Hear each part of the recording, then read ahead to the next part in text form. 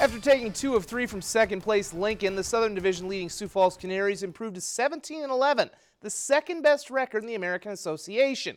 The top mark of 19-9 belongs to Northern Division leader St. Paul, who pulled into Sioux Falls for the first of 4 starting tonight. And it was some former Birds killing their old team. In the first, Blake Schmidt singles up the middle, scoring Dan Model, both on last year's team. It was 2-0 St. Paul after 1. In the second inning, Schmidt up again.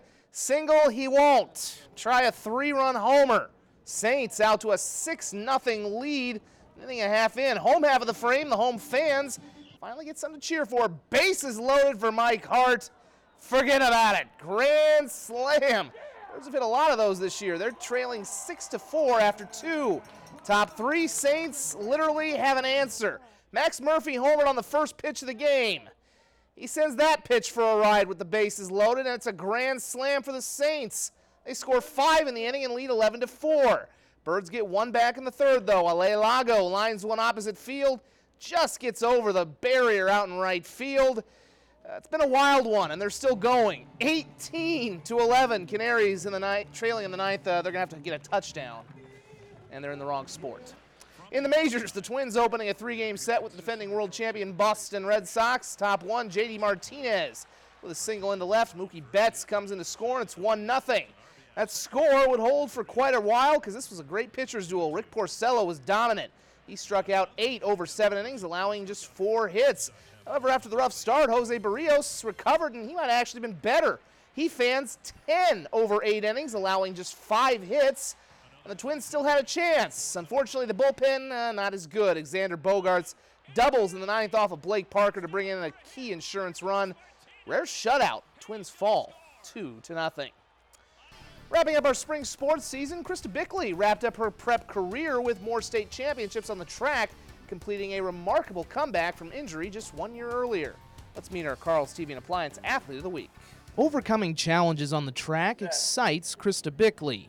For me, it just kind of seems like I don't know how to explain, like a raw sport. Like, it's a team sport, and you're always pushing each other, and every time you go out there, it can go either way, and you just gotta set your mind to it. Another sport would test the Brandon Valley standout in a way she never could have expected. In July of 2017, Krista tore her ACL while playing basketball in the summer. With several state track titles already under her belt, it left the question of whether she could return at full speed. Like, you always hear people talking about those kind of injuries, like knee injuries, and you always think it's not going to happen to me until it does. And it just kind of challenged me mentally and physically just to get back where I wanted to be. I had to do a lot of therapy and just put my mind to it. No South Dakota high school girl has ever run this race faster. And Bickley more than answered it. In 2018 and 19, she'd win her 4th and 5th consecutive 400-meter titles. She'll take 11 state championships with her to Vermillion when she begins running for USD next year, along with the belief in herself to overcome any obstacle. Yeah, I mean, this is where I wanted to be back, to be able to be running and competing again, and so it's been really special to be able to do it with my teammates. From Brandon Valley, Krista Bickley. Well, if you're going to teach defense to kids, you can't go wrong with bringing in a Minnesota Viking or a Sioux Falls native that actually made it to the NFL.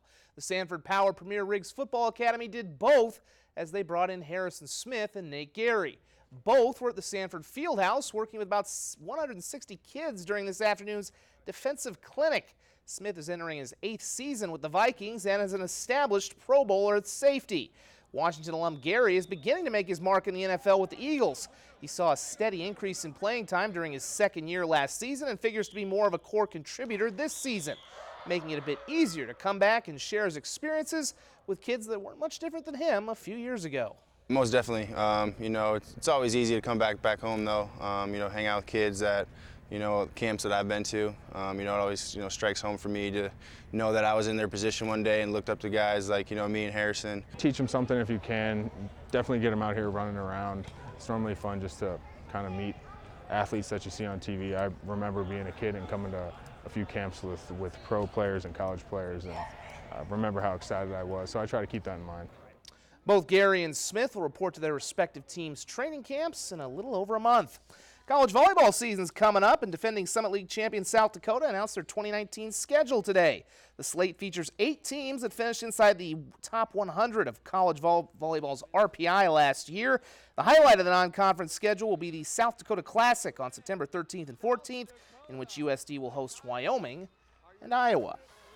Our former athlete of the week, Taylor Reese, has been named the Division II Honda Female Athlete of the Year.